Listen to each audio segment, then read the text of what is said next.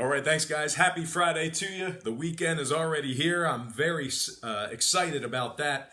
And I'm also excited. We're coming off a 2-in-1 day on our Patreon picks on that website there. So nice to get back into the winner circle there. Once again, a 2-in-1 day on Patreon. So let's go ahead and improve and do better. Let's do a clean sweep here today. And let's go ahead and begin with the Padres taking on the Cubs, 2:20 Eastern first pitch at Wrigley Field in Chicago. The Cubbies are minus 165, totals at 9. We saw a 20-cent move toward the Cubbies. No movement on the total as of yet. But once again, the Cubs open $1.45 up to minus 165. Totals at 9. 70% are leaning Cubbies. And at the moment, the Padres are plus 155 on the road. We have Eric Lauer for the Padres, Big John Lester for the Cubs.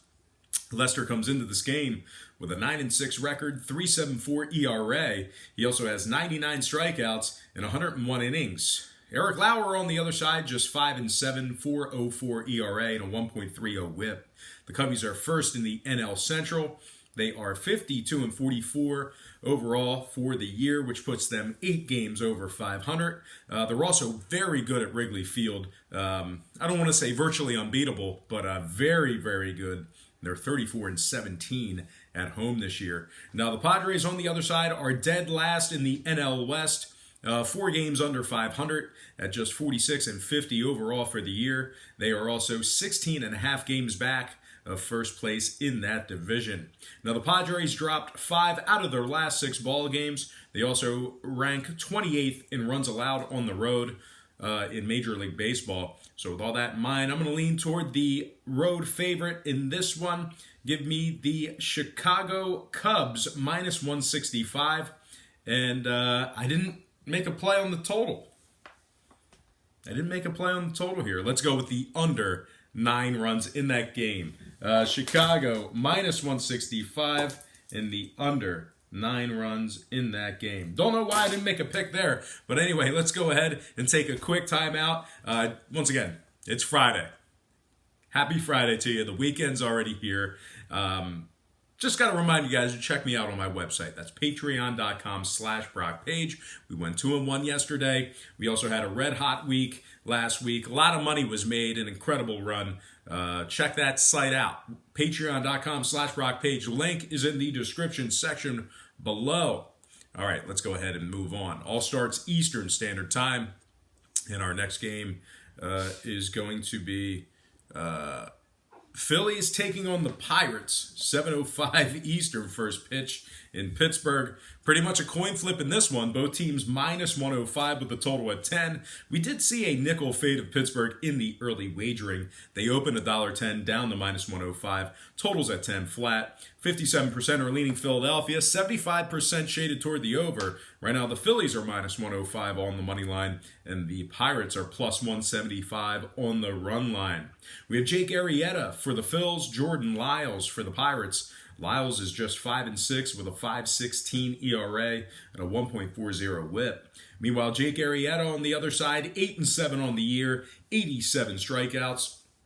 Pittsburgh is 4th in the NL Central, 5 games under 500 at just 45-50 overall for the year. They've also dropped 5 out of their last 6 ball games. The Pirates rank 27th in Major League Baseball and walks allowed on average per game. Now the Phillies on the other side, 6-1 in their last 7 taking on Pittsburgh. The Phillies are also 8th in offensive walks. They're 11-8 when Arrieta makes the start. They're also 11-9 at the current moneyline price. Now total-wise, Pittsburgh is 31-12 to the over at home, depending on where you were shopping at. So with all that said and done, I'm going to lean Philadelphia minus 105 and the over 10 runs in that game. Next matchup, Rockies, Yankees, 7:05 New York. The Yankees are minus 215, totals 11. We did see a 10-cent fade of the Yankees and movement downward on the total. New York opened 225 down to 215. Total open 11.5 down to 11 flat. 67% are leaning Yankees, 71% shaded toward the over.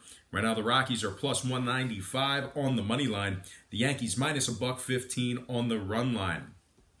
We have Kyle Freeland for the Rockies, Jay Happ for the Yankees. Happ 7-5 with 76 Ks on the year. Freeland on the other side for the Rockies, just 2-6 with a 7.39 ERA and a 1.61 WHIP. The Yankees are first in the AL East, 62-33 overall for the year, nearly 30 games over 500. They're also 8 games ahead of Tampa Bay for the division lead. The Yankees are 14-3 in their last 17 games at Yankee Stadium. They're also third in scoring on average per game. Colorado on the other side, a little bit of a rough go of things, dropping 11 out of their last 13 ball games. They're 16.5 games back in the NL West. They're not doing all that well against the run line either. 20-26 ATS away from home. And of course, when I refer to the spread, ATS covering all that good stuff, I'm referring to the run line. So once again, Colorado just 20-26 ATS away from home. They are dead last in hits allowed. Now, total-wise, the Yankees are 7-2 to the under in their last 9. Give me the Yankees -1.5 in the under, 11 runs in that game. Next matchup, Red Sox, Orioles, 7:05 Baltimore.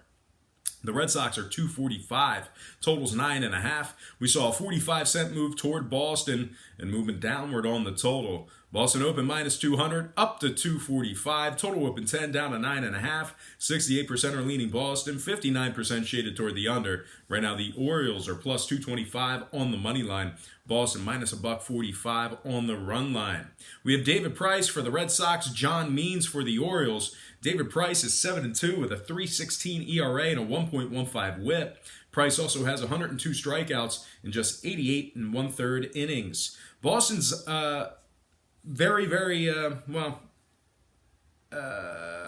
Baltimore is very, very bad. They rank dead last in the AL East. They were 29-66 overall for the year. That's going to put them at 37 games under 500. They're also 33 games back in the division. They have the absolute worst record in Major League Baseball. Now, total-wise, Boston is 42-19 to the over, taking on teams allowing more than 4.2 runs per contest. Give me the Boston Red Sox -1.5 and the over 9.5 in that matchup there. Next matchup, White Sox, Rays, 7-10 Tampa Bay. No line currently posted for this game. We have Reynaldo Lopez for the White Sox, McKay for Tampa Bay. I forget his first name. I think it's Brandon. But anyway, McKay's 1-0 with a 1.69 ERA and a 0.69 WHIP. Reynaldo Lopez on the other side for the White Sox, just 4-8 on the year, 5.97 ERA and a 1.54 WHIP. Tampa Bay's 56-43 overall for the year, 13 games over 500. They're also first in runs allowed on average per game. Give me Tampa Bay winning this one outright for some money line cash. Next game, Royals, Indians. 7:10 Eastern first pitch in Cleveland. The Indians are -270, totals 9.5. We did see a nickel fade of the Royals in the early betting. Nickel move toward Cleveland in the early wagering. The Indians open 265 up to 270, totals 9.5. 71% are leaning Indians, 55% shaded toward the over. Right now the Royals are plus 230 on the money line. The Indians minus $1.30 on the run line. With Mike Montgomery for the Royals, Shane Bieber for the Indians. Bieber's 8-3 with a 3.49 ERA and a 1.00 WHIP. Bieber also has 150 strikeouts in just 118 2/3 innings. Montgomery on the other side for the Royals, 1-2 on the year, 5.67 ERA, 1.78 WHIP. The Royals are just 36-62 overall for the year. Winners in just 14 out of 47 when traveling. They're also 27th in walks allowed on the road. Now, when it comes to the scoring, Cleveland is 15-4 to the under when Bieber makes the start. So give me the Cleveland Indians -1.5 in the under, 9.5 in that game. Next matchup, Blue Jays, Tigers, 7-10 Detroit. The Blue Jays are minus 155, totals 9.5. We saw a 10-cent move toward the Blue Jays and movement downward on the total. Toronto open $1.45 up to minus 155. Total open 10 down to 9.5. 67% are leaning Toronto, 66% shaded toward the over. Right now the Tigers are plus 145 on the money line. Toronto minus $1.05 on the run line. We have Marcus Stroman for the Blue Jays, Jordan Zimmerman for the Tigers. Now Stroman for the Jays is just 5-10 on the year with a 1.27 whip. Toronto is 36-62 overall for the year. They are 27.5 games back in the division. They've dropped 8 out of their last 10 on the road. Toronto also ranks dead last in hits on average per game. They're also dead last in walks allowed per game on average. They've won just 9 out of 24 ball games, taking on teams under 460. And last but not least, the Toronto Blue Jays are winning just 20% of their ball games played at the current market price. Now, total-wise, Detroit is 4-0 to the under, taking on the Blue Jays. Give me the Tigers plus 1.5 and the under 9.5 in that game. That is a pure fade of the Blue Jays.